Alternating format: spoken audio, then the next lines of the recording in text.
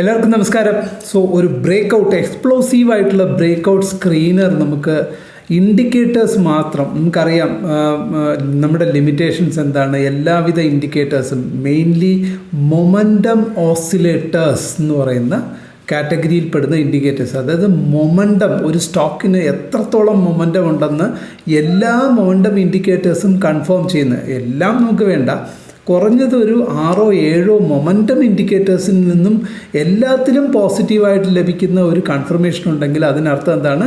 അത് ഒരു fake breakout അല്ല, അത് പെർഫെക്റ്റ് ആയിട്ടൊരു ഒരു പോസിറ്റീവ് ബ്രേക്കൗട്ട് തന്നെയാണെന്നും അത്തരം സ്റ്റോക്കുകൾ നമുക്ക് എങ്ങനെ കണ്ടെത്താമെന്നും അത്തരം സ്റ്റോക്കുകളിൽ നമുക്ക് ഇൻട്രാഡേയിലും ട്രേഡിലേക്ക് നമുക്ക് പോകാം. ക്വിക്കായിട്ട് നിങ്ങൾക്കൊരു ഇൻട്രാഡേ മീൻസ് ബേസിക്കലി ഫോർ ഒരു സ്കാൽപ്പ് എന്ന് പറയാൻ പറ്റില്ല, but it's purely based on equity ട്രേഡ്സിലാണ് പറയുന്നത്. അപ്പോൾ ഇൻട്രാഡേ ബേസിസിൽ നിങ്ങൾക്ക് നല്ല മൊമെൻറ്റത്തോടു കൂടി നിങ്ങൾക്ക് ട്രേഡ് കണ്ടെത്താൻ സാധിക്കുന്ന ഒരു സ്ക്രീനർ ബേസ്ഡ് ഓൺ ഇൻഡിക്കേറ്റേഴ്സിൻ്റെ ബേസിസിൽ, നമുക്ക് എല്ലാ ഇൻഡിക്കേറ്റേഴ്സിനെയും നമ്മൾക്ക് ചാർട്ടിൽ പ്ലോട്ട് ചെയ്യാൻ നമുക്ക് അത്ര കൺവീനിയൻസ് ആവില്ല. വൺ പോയിൻ്റ് അതിൻ്റെ എല്ലാത്തിൻ്റെയും ആകെത്തുക നമുക്ക് റീഡ് ചെയ്തുകൊണ്ടേ ഇരിക്കാനും കഴിയത്തില്ല. പക്ഷേ നമുക്ക് സ്ക്രീനർ അവൈലബിൾ ആണെങ്കിലോ പെർഫെക്റ്റ് അല്ലേ? സ്ക്രീനർ നമുക്ക് ഇതെല്ലാ ഇൻഡിക്കേറ്റേഴ്സിനെയും റീഡ് ചെയ്തിട്ട് അതിൽ നിന്ന് നമുക്ക് സ്റ്റോക്സിനെ സ്ക്രീൻ ചെയ്തിട്ട് ഇന്ന സ്റ്റോക്ക് റെഡി ആയിരിപ്പുണ്ട്, ഇതെല്ലാ പാരാമീറ്റേഴ്സും ഓക്കെയാണ്, നിങ്ങൾ സിംപ്ലി ട്രേഡ് ചെയ്യൂ എന്ന് പറയുകയാണെങ്കിൽ എത്ര നന്നായിരിക്കും. സോ ആ സ്ക്രീനർ നമുക്ക് ദന്നിൽ സ്കാനെക്സിൽ നമുക്ക് ക്രിയേറ്റ് ചെയ്യാവുന്ന ഒരു ഓപ്ഷനുണ്ട്. അത് എങ്ങനെ ക്രിയേറ്റ് ചെയ്യാമെന്നും അതിലൂടെ നമുക്ക് എങ്ങനെ സ്റ്റോക്ക് കണ്ടെത്താമെന്നും, ഈവൻ ദോ നിഫ്റ്റി എത്ര തന്നെ നിഫ്റ്റിയുടെ ബെഞ്ച് മാർക്ക് നമ്മൾ വെച്ചിട്ട് നോക്കുകയാണെങ്കിൽ നിഫ്റ്റി ഈവൻ ഡൗൺഫോളിൽ പോകുന്ന സമയത്താണെങ്കിൽ പോലും നമുക്ക് ഈ ഒരു സ്ക്രീനറിലൂടെ നിങ്ങൾ സ്റ്റോക്ക് ഫിൽട്ടർ ചെയ്തിട്ട് ട്രേഡിൽ എടുക്കുകയാണെങ്കിൽ ഇൻട്രാഡേ അല്ലെങ്കിൽ ഈവൻ സ്വിംഗ് ട്രേഡിങ്ങിന് പോലും അത് നല്ല ഹെൽപ്ഫുള്ളാകും. അത് എങ്ങനെയൊക്കെയാണ് നമുക്ക് നോക്കേണ്ടതെന്നും എങ്ങനെയാണ് അത് ചാർട്ട് സെറ്റ് ചെയ്യേണ്ടതെന്നും നമുക്ക് സ്ക്രീനറിലേക്ക് നോക്കിയിട്ട് പോകാം. So let's begin our screen. Before that നിങ്ങളെല്ലാവരും വീഡിയോ ലൈക്ക് ചെയ്യുക, ചാനൽ സബ്സ്ക്രൈബ് ചെയ്യുക. ആരും ചാനൽ സബ്സ്ക്രൈബ് ചെയ്യാൻ മറക്കരുത്. വെരി ഇമ്പോർട്ടൻറ്റ് സ്ക്രീനറാണ്. ഞാൻ സ്ക്രീനറിൻ്റെ ലിങ്ക് നമ്മുടെ ഡിസ്ക്രിപ്ഷനിൽ ഞാൻ ഇത് ഉറപ്പായിട്ട് കൊടുക്കുന്നുണ്ട്.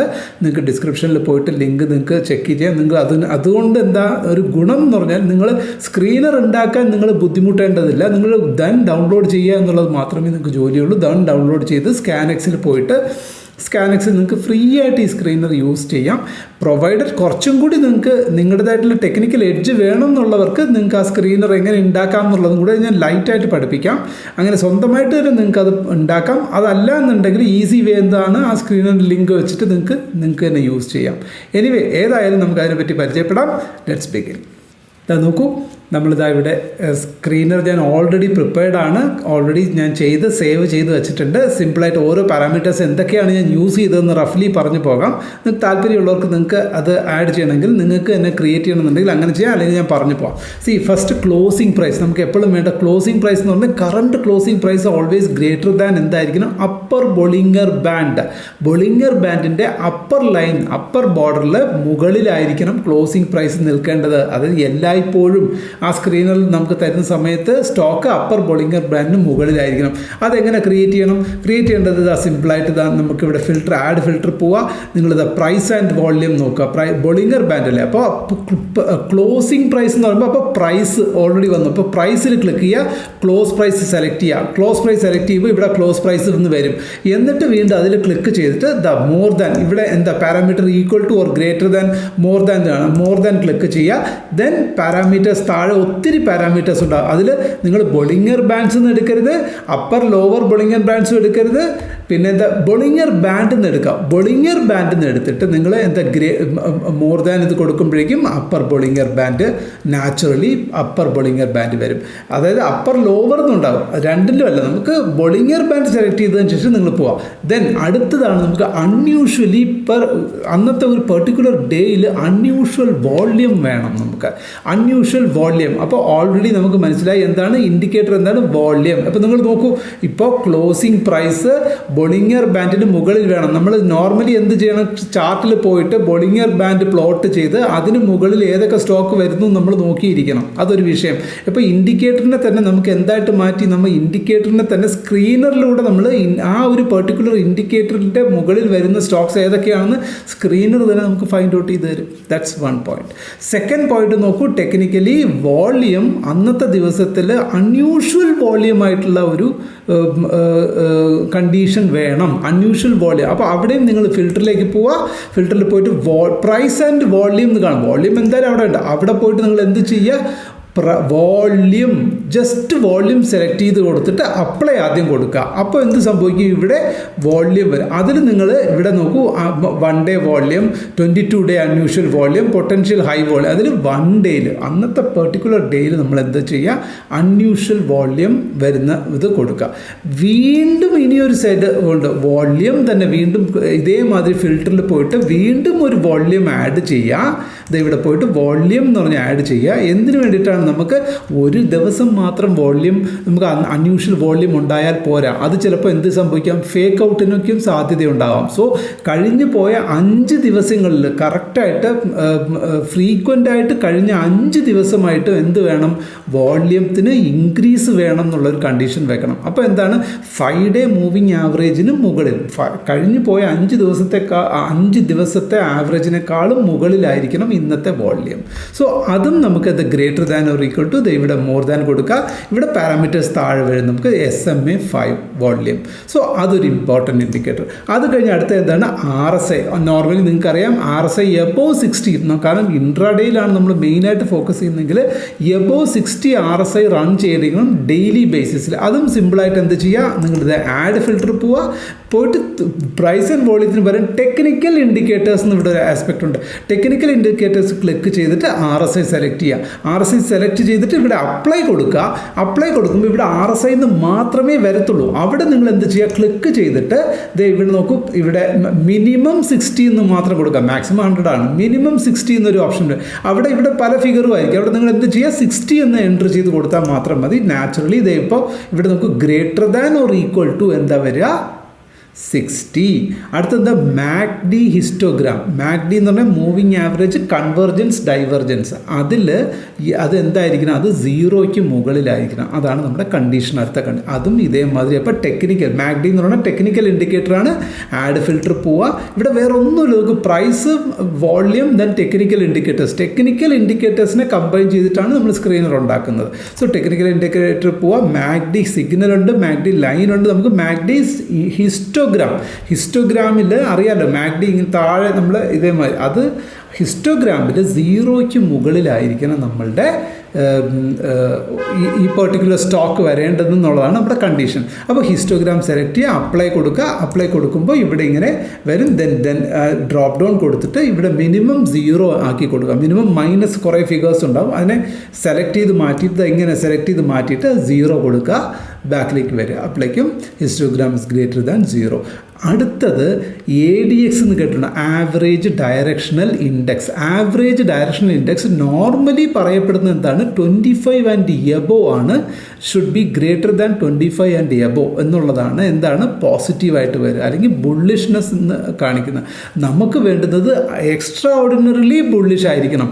കാരണം ഏത് സാഹചര്യത്തിൽ പരിതസ്ഥിതിയിലും നിഫ്റ്റി സൈഡ് വേസ് ആയിക്കോട്ടെ, നിഫ്റ്റി ഡൗൺ ആയിക്കോട്ടെ, ഈവൻ നിഫ്റ്റി ബുള്ളിഷ് തന്നെ ആയിക്കോട്ടെ, ഈ 3 സിനാരിയോയിലും നമ്മുടെ സ്റ്റോക്ക് നല്ല സ്ട്രെങ്ത് ആയിരിക്കണം. അത് 100% ഫേക്ക് ഔട്ട് ആകാത്ത സ്റ്റോക്ക് വേണം നമുക്ക് നേടാൻ. അങ്ങനെ ഇരിക്കുന്ന സാഹചര്യത്തിൽ നമ്മൾ എന്താ ചെയ്യുക, ആക്ച്വലി ചെയ്യേണ്ടതെന്ന് പറഞ്ഞാൽ ADX എബോവ് 40 ആണ് നമ്മൾ കൊടുക്കേണ്ടത്. പക്ഷേ ADX എബോവ് 40 കൊടുക്കുന്ന സാധ്യത, ഞാനിപ്പോൾ 30 കൊടുത്തേക്കുന്നത്. ഇപ്പോൾ സപ്പോസ് ADX ഞാനിപ്പോൾ എബോവ് 40 കൊടുത്തു എന്ന് വെച്ചോളൂ. 40 ആൻഡ് എബോവ് കൊടുത്ത് നമ്മൾ അപ്ലൈ കൊടുത്താൽ ചിലപ്പോൾ സ്റ്റോക്സിൻ്റെ ഇന്ന് നിഫ്റ്റി റീസണബിളി ബുള്ളിഷ് ആണ് ഇപ്പോൾ സഞ്ചരിച്ചു. അതുകൊണ്ട് തന്നെ ഇപ്പോൾ എബോവ് 40 നോക്കൂ, സ്റ്റോക്സിൻ്റെ എണ്ണം നമുക്ക് 3 സ്റ്റോക്സ് ആയിട്ട് ചുരുങ്ങി. ഡിവിസ് ലാബ്, വണ്ടർ ഇലക്ട്രിക്കൽസ്, കോത്താരി പെട്രോ കെമിക്കൽസ്. ഈ 3 സ്റ്റോക്കും ഇന്ന് ഫിൽട്ടർ ഔട്ട് ചെയ്ത് വന്നിട്ടുണ്ട് എബോവ് 40 നിൽക്കുന്നത്. എന്നാൽ നമുക്ക് ഈ 25 ആൻഡ് എബോവ് എന്ന് പറയുന്നത് കൺസിഡേർഡ് ടു ബി ബുള്ളിഷ് ആണ്. അപ്പോൾ അതിന് വേണ്ടിയിട്ട് നിങ്ങൾക്കൊരു ന്യൂട്രൽ സ്റ്റാൻഡ് എടുക്കാൻ നമുക്ക് കുറച്ചും കൂടി ഒരു 4, 5, 6 സ്റ്റോക്സും കൂടി നമുക്ക് വേണമെന്നുണ്ടെങ്കിൽ ഈ ഒരു കണ്ടീഷൻസിൽ നിഫ്റ്റി നല്ലപോലെ ഡൗൺ സൈഡ് വരികയോ സൈഡ് വേസിലൊക്കെ വരികയാണെങ്കിൽ എബോവ് 40 വരുമ്പോൾ ചിലപ്പോൾ നമുക്ക് ഒരു സ്റ്റോക്കും കിട്ടിയില്ല എന്ന് വരും. അങ്ങനെ ഒരു കണ്ടീഷൻ വരികയാണെങ്കിൽ മാത്രം നിങ്ങൾ എന്ത് ചെയ്യുക, എബോവ് 30 ആക്കുക. 40ക്ക് പകരം 30 ആക്കി കൊടുക്കുക. ഇവിടെ 30 ആക്കി കൊടുക്കുക. 30 ആക്കി കൊടുക്കുമ്പോൾ അതേ സ്റ്റോക്സ് നമുക്ക് ഇവിടെ വരുന്നത്. നോക്കൂ, ഡിവൈസ് ലാബ് വന്നു, വണ്ടർ ഇലക്ട്രിക്കൽസ് വന്നു, കോത്താരി പെട്രോ കെമിക്കൽസ് വന്നു. അതിനോടൊപ്പം കൂടുതലായിട്ട് ഇന്ന് വന്നേക്കുന്നത് റെഡിങ്ടൺ, ഇൻഡോരമ, TSE ഈ 3 സ്റ്റോക്സും കൂടി അഡീഷണലി ആഡായി. ബട്ട് ഈ ഒരു കണ്ടീഷൻ മാത്രം നിങ്ങൾ ഫ്ലെക്സിബിളായിട്ട് നിങ്ങൾ സിറ്റുവേഷൻ അനുസരിച്ച് യൂസ് ചെയ്യുക. എന്താണ്, നിഫ്റ്റി നല്ല ഡൗൺഫോളിലൊക്കെ ഇരിക്കുന്ന സാഹചര്യത്തിൽ നിങ്ങൾക്ക് നല്ല ബുള്ളിഷ് സ്റ്റോക്കിൽ തന്നെ ട്രേഡ് വേണമെന്നുണ്ടെങ്കിൽ നിങ്ങൾ എന്ത് ചെയ്യുക, ADX ഇൻഡെക്സ് അല്ലെങ്കിൽ ആവറേജ് ഡയറക്ഷണൽ ഇൻഡെക്സ്, അത് തന്നെയാണ് ADX എന്ന് പറയുന്നത്. അപ്പോൾ ADXന് എന്ത് ചെയ്യുക, 40-ൽ നിന്ന് 30 ആക്കി കൊടുക്കുക. നല്ല ബുള്ളിഷ് സിനാരിയോ ഉള്ള കേസസിലാണെങ്കിൽ, നിഫ്റ്റി ബുള്ളിഷിൽ നിൽക്കുകയാണെങ്കിൽ നിങ്ങൾ ADX 40 തന്നെ കൊടുക്കുക. അപ്പോൾ കുറച്ചും കൂടി നമുക്ക് ബെറ്റർ പെർഫോമറുകളെ നമുക്ക് ലഭിക്കും എന്നുള്ളതാണ്. Okay, so next and last important point എന്ന് പറഞ്ഞാൽ പിവറ്റ്. എന്തായിരിക്കണം, ഗ്രേറ്റർ ദാൻ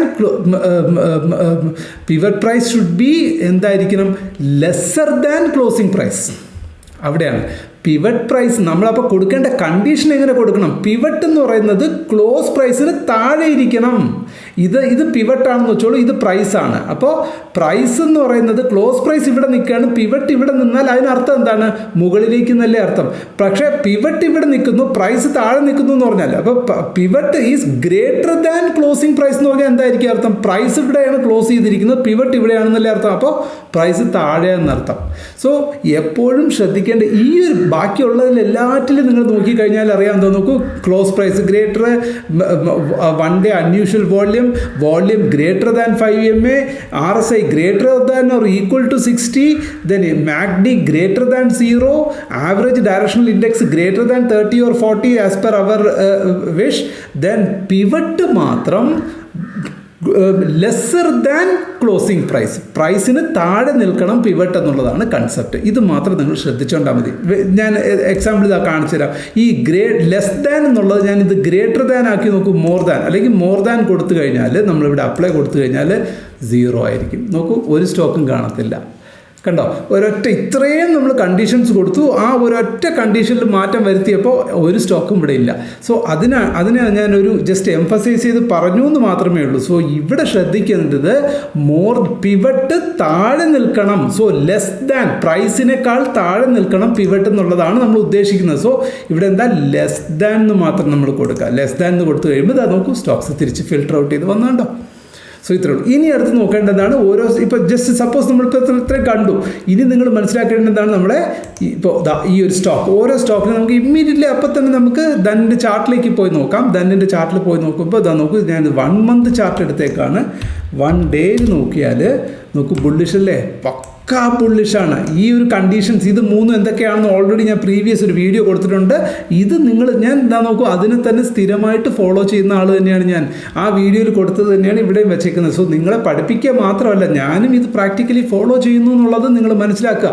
സോ ഇതെന്താണ്, ഇത് 100 DMA, ദിസ് ലൈൻ ഇത് 20 or 21 EMA, ഇത് 9 EMA.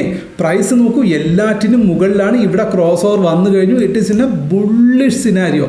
സോ ഇത് ഇനി ടോപ്പ്, അതും മാത്രമല്ല 52 week high, all time high, 52 അല്ല ഓൾ ടൈം ഹൈയിലേക്ക് പോവാണ് ഈ ഒരു പെർട്ടിക്കുലർ സ്റ്റോക്ക്.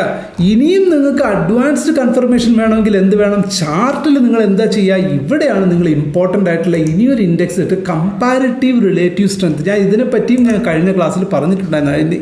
ഐ മീൻ ഈ വീഡിയോയിൽ, ഈ ഇൻഡിക്കേറ്റേഴ്സിനെ പരിചയപ്പെടുത്തുന്ന വീഡിയോയിൽ ഇത് കമ്പാരിറ്റീവ് റിലേറ്റീവ് സ്ട്രെങ്ത് എന്നുള്ളത് ധനിൽ പോവുക. ഇൻഡിക്കേറ്റേഴ്സിൽ പോയിട്ട് നിങ്ങൾ കമ്പയർ ചെയ്യുന്ന ഒരു റിലേറ്റീവ് സ്ട്രെങ്ത്. എന്തിനെ കമ്പയർ ചെയ്യുന്നു, നിഫ്റ്റിയെ കമ്പയർ ചെയ്യുമ്പോൾ ഈ ഒരു പർട്ടിക്കുലർ സ്റ്റോക്ക് മുകളിലാണ്, നിഫ്റ്റിക്കും മുകളിലാണോ ട്രേഡ് ചെയ്യുന്നത്, അല്ല നിഫ്റ്റിക്ക് താഴെയാണോ ട്രേഡ് ചെയ്യുന്നത് എന്നുള്ളത് വെരി ഇമ്പോർട്ടൻ്റ് ആയിട്ട് മനസ്സിലാക്കേണ്ടുന്ന കാര്യമാണ്.